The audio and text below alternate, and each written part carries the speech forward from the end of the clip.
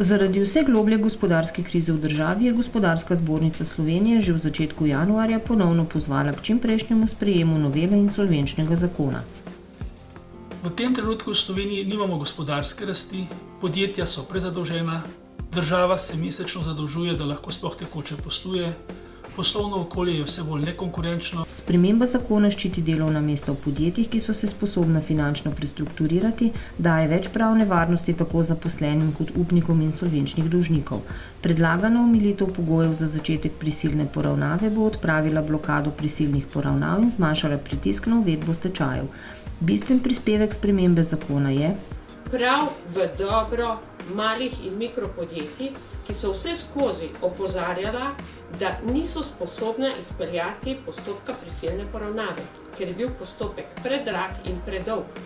Zato Gospodarska zbornica pričakuje, da bo novela zakona čim prej sprejeta. Predsednik Gospodarske zbornice Slovenije je pozdravil tudi dogovor o zlatem fiskalnem pravilu, ob tem pa opozoril, da je potrebno nujno določiti tudi zgornjo dopustno mejo javne porabe, ki prehitro narašča. Gospodarska zbornica Slovenije predlaga, da se omeji obseg javne porabe in to na 42%, z možnostjo, da to dosežemo z 2% zmanjševanjem v naslednjih 4-5 letih. O podpisu koalicijske pogodbe, v kateri so kot ključna področja izpostavljene vzdržne javne finance, zagon gospodarske rasti in nova delovna mesta, pa je predsednik GZS, magister Samo Hribar Milič povedal, da so v njej opredeljeni cilji stališča gospodarstva sicer ambiciozni, za njihovo realizacijo pa bo potrebna močna in trdna koalicija ter dobra organizacija. Januarja so se pričela prva letošnja srečanja članov strateških svetov Gospodarske zbornice Slovenije. Sestali so se že člani Strateškega sveta za tehnološko politiko, internacionalizacijo ter pametno zakonodajo in učinkovitejšo javno upravo, kjer bo ekipa strokovnjakov, ki bo pomagala uveljavljati interese gospodarstva, reprezentativne gospodarske zbornice, da bo aktiven partner novi vladi pri uveljavljanju konkurenčne zakonodaje. Podjetja menijo, da se je doslej do zdaj se je glas gospodarstva enostavno premalo upošteval vseh sprememb. In želijo, da bo država bolj učinkovita in da bo s tem tudi gospodarstvo razbremenjeno.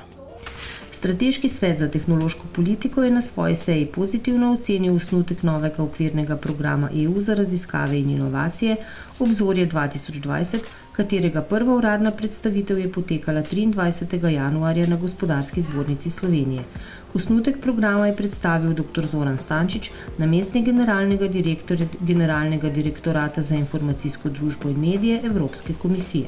Slovensko gospodarstvo in seveda tudi slovenske raziskovalne in izobraževalne inštitucije bodo imele priložnost črpati ta sredstva za financiranje znanosti in tehnologije. Predstavitev pomeni začetek javne razprave na temo razvojnega programa za raziskave in inovacije, ki bo skozi niz različnih dogodkov potekala vse leto. Nov predlog ni osredotočen samo na raziskave, ampak vključuje tudi inovacije, zato da bo večja priložnost znotraj tega programa tudi za slovenska podjetja. Kot so poudarili člani Strateškega sveta, gospodarstvo od vlade pričakuje nadaljnje uresničevanje razvojno-inovacijske strategije Slovenije, znanje pa mora najti pot na trg. Da znanost kot taka ne more delovati zgolj zase, ampak mora prenesti svoje znanje, svoje raziskave preko inovacij, preko implementacije v industriji na trg.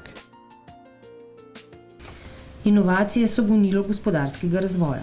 Slovenska podjetja so inovativna, ustvarjalna, usmerjena v prihodnost. Če k temu dodamo še 70 let tradicije, to je jelovica. Okolja, kjer razvijamo predvsem sodobne in energetsko varčne objekte za najzahtevnejše svetovno tržišče. Največji slovenski izvoznik nizkoenergetskih hiš je ob svojem visokem jubileju na Gospodarski zbornici Slovenije pripravil razstavo Od korenin do neba, ki bo na ogled do 24. februarja. Vabljeni!